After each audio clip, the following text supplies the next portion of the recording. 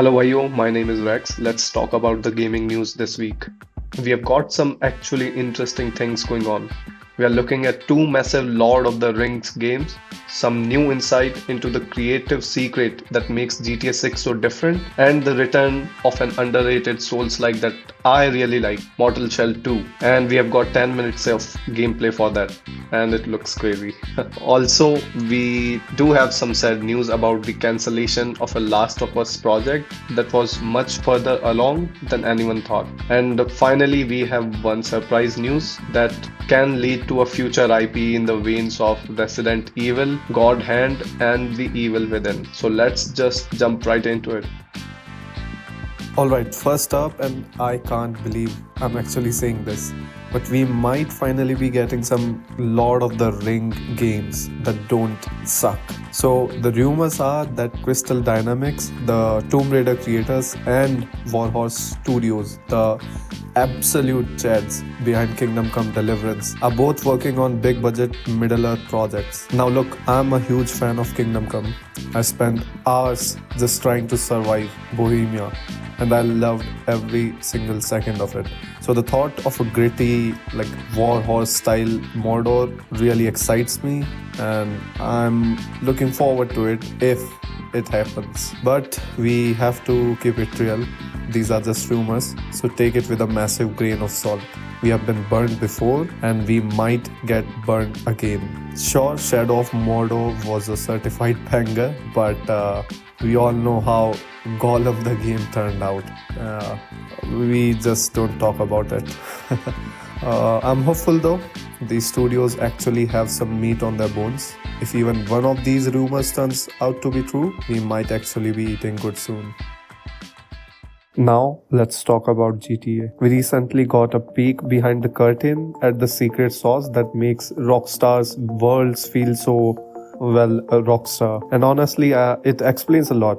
Like a former audio designer for the studio called Rob Carr, which is a legendary name for a GTA dev, by the way.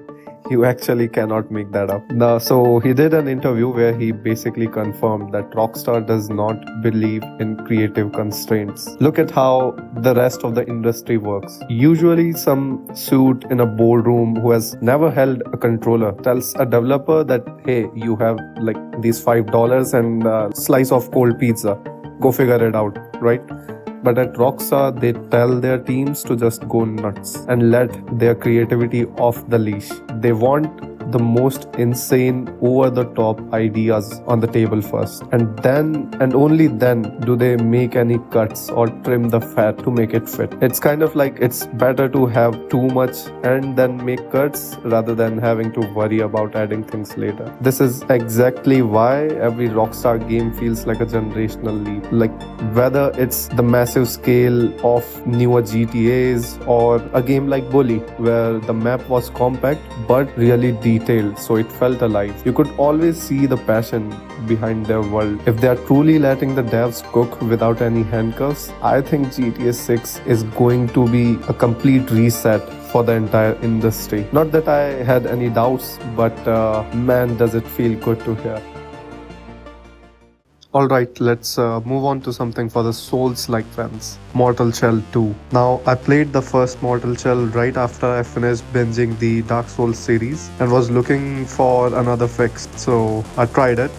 And the concept was actually interesting. The idea of being some sort of an alien and possessing different shells to change your build, I think it was interesting, and it also helped them to scope things down a bit from the complexity of something like Elden Ring, while still providing different playstyles using shells. And each build felt unique, and for a budget indie title, it did hit way above its weight class. Was it perfect? Honestly, no. It was janky and it felt a bit small. But looking at the news this week, the second part makes the first game look like an alpha test. The dev just dropped an 11-minute gameplay, and the scale looks massive in comparison. It seems like they have added dedicated ranged weapons for different classes, and the best part is that they recharge by hitting enemies. I really like this. It forces players to play aggressively while also managing their ranged weapon as a secondary damage dealer. The world also looks much more open and interconnected this time around. I'm really hoping the devs learned from the first game's rough edges, because if they apply those lessons here, Mortal Shell 2 could be a major hit. The Last of Us multiplayer game has been officially cancelled for a while now, but we just got some new details that make the whole thing feel a lot more real. Vinit Agarwal, who was a director at Naughty Dog for 10 years, recently did an interview where he confirmed the game was actually 80% complete when they pulled the plug. He explained that after 7 years of work, it basically came down to a choice between his project and the next big game Neil Druckmann, the studio head, was directing. And now we all know it is called Intergalactic. Here is how Vinith described that moment. Basically, at one point, a decision had to be made. Either we make this game or we make the next game that Neil Druckmann was directing, the president of the company. And this was the one live service game that I was kinda looking forward to. What is crazy is that Vinith only found out about this 24 hours before the rest of the world. He called it soul crushing, which makes sense when you have put your heart, blood and sweat for 7 years into something. It's sad to think there's a nearly finished Naughty Dog game sitting on a hard drive somewhere that will never get to play. It really shows that the industry has changed a lot after the pandemic boom cooled down.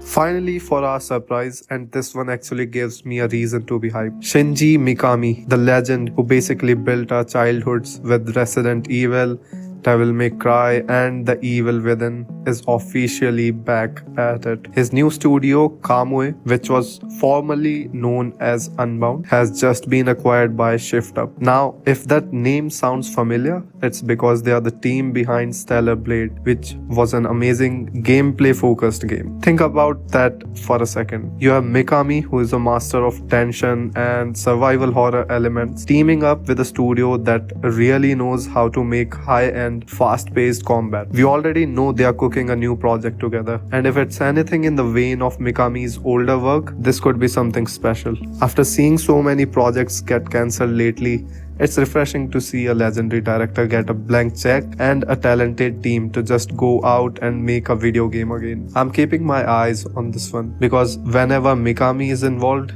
the gaming community takes notice.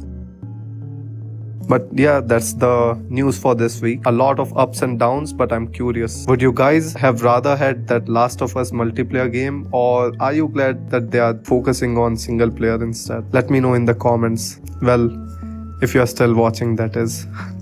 I'll see you in the next one.